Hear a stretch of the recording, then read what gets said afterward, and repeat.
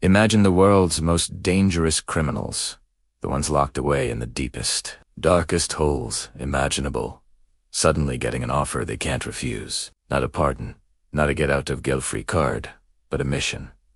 An impossible mission. This isn't your typical special ops team. Forget the highly decorated soldiers and the patriotic heroes.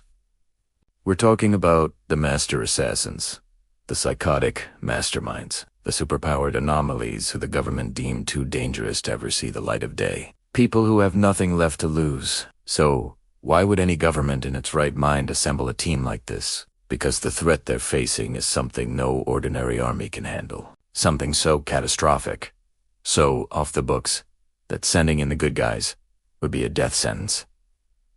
But for this crew, a death sentence is just another Tuesday. They're called Task Force X, a disposable asset. They're coded the Suicide Squad. The deal is simple.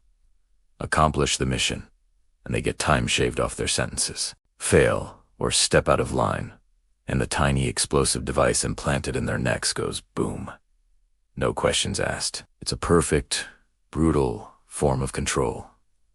Think about the dynamics. A cold-blooded marksman who never misses, forced to work alongside a maniacally unpredictable killer. A sorceress with powers that could tear reality apart, teamed up with a brute who can level buildings with his bare hands. These are not friends.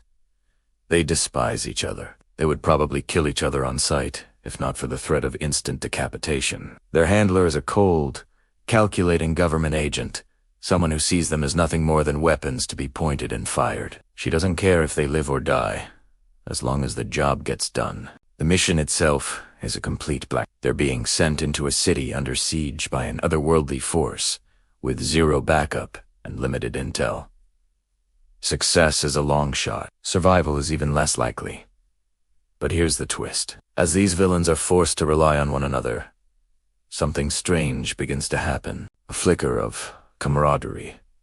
A hint of redemption. Or is it just the shared desperation of knowing they're all in the same sinking boat? Can the worst people in the world actually become the heroes we need? This is a story that flips the entire superhero genre on its head. It explores the blurred lines between good and evil, and asks a compelling question.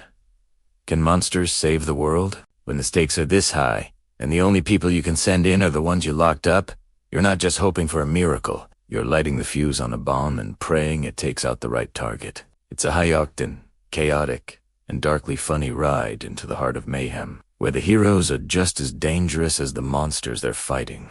This isn't about saving the world out of the goodness of their hearts. It's about survival, a little bit of revenge, and maybe, just maybe, proving that even the most broken souls can find a purpose. Thanks for watching. If you love stories about anti-heroes and impossible missions, be sure to hit that like button and subscribe for more content. Let me know in the comments which villain you'd want on your team. See you next time.